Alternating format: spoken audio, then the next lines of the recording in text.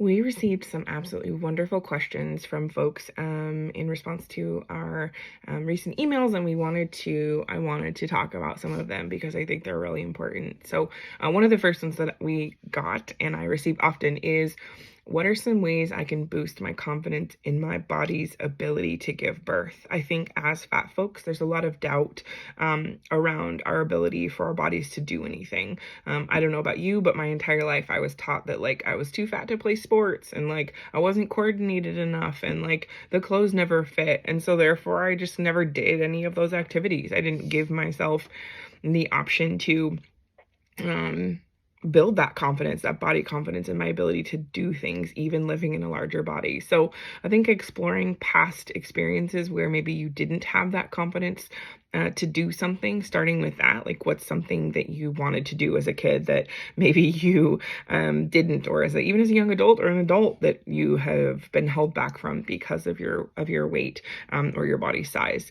I think that starting there is really important to understand how it showed up in the past. Doing some journaling around focusing on the positive aspects of your body now, what you love, where you find strength, where you find resilience, really rewarding your body and applauding them for what they have done, what they've carried you through, what they continue to carry through, and know that having a baby will be hopefully no different, right? Your body will carry you through. I also am a big fan of guided meditations, so we released one earlier in the freebies.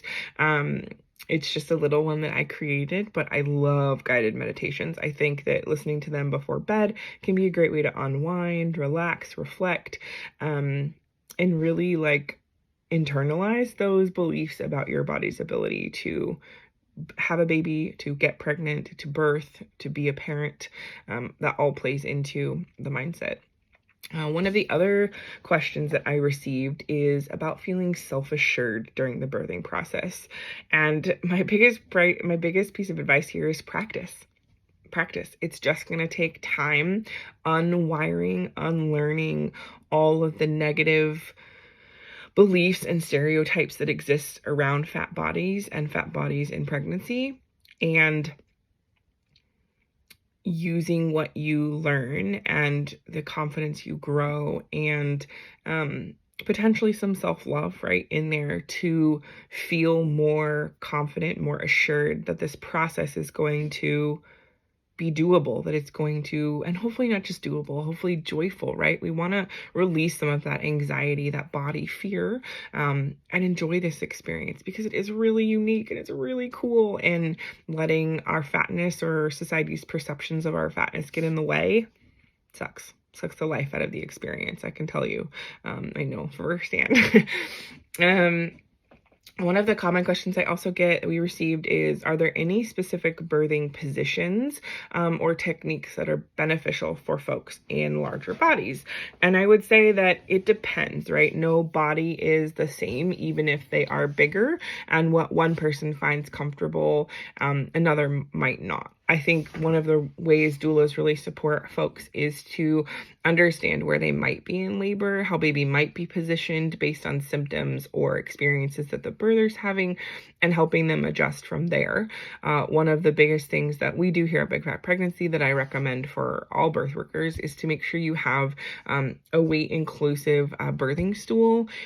We have one that goes up to 750 pounds. We can use it for squatting, for leaning, for crouching, taking advantage of the birthing bar at the hospital, doing kind of an assisted squat. You can also have folks sit behind you and help support your body weight, so it's more comfortable, you're more relaxed.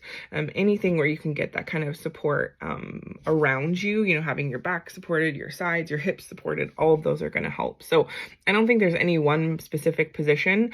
I would say one of the things we hear a lot is, hands and knees is great. Hands and knees is great for X, Y, and Z.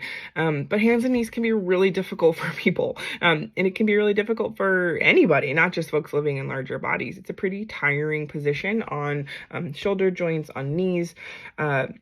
one of the things you can do to kind of mitigate that is have knee pads or some sort of comfy thing to put under your knees. You can also rest on a birthing ball while you're in all fours. So you're kind of like leaning on the ball and have your knees on something supportive. So those have been helpful for folks that I've worked with. And then lastly, the question I always get is like, can you give me the name of a provider who's going to be, quote unquote, great to work with during pregnancy, or who's going to be fat positive? And unfortunately, I can't. There are a ton of directories out there that exist that we use and we consult, but I'm not going to be able to tell you which provider is going to be safe for you, right? We are not just fat people, right? There are other identities and characteristics and aspects of our lives that we hold, lived experiences, past traumas, right? That are all going to contribute to our experience with a provider. And so I can tell you who maybe I have worked with in the past and clients that potentially have had positive experiences.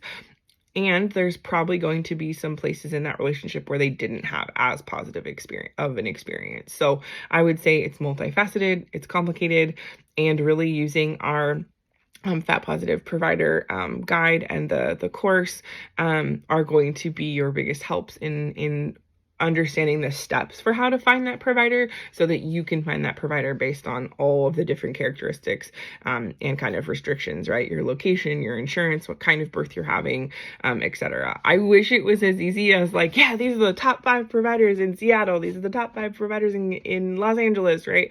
But it's not that simple. And providers are constantly changing, going in and out of hospital systems, in and out of insurance coverage. So that's why we don't provide any sort of like directory or fat positive provider list specifically for like OBs or midwives. But if you have questions, if you're local, I'm always happy to share the names that I have heard of or personally worked with that I've had good experiences with, and still doesn't guarantee that your experience will be good. So those are some of the most common questions I get in general and or have gotten this round. And I wanted to share my kind of initial thoughts and responses. So I hope that was helpful, and I can't wait to see you in our masterclass.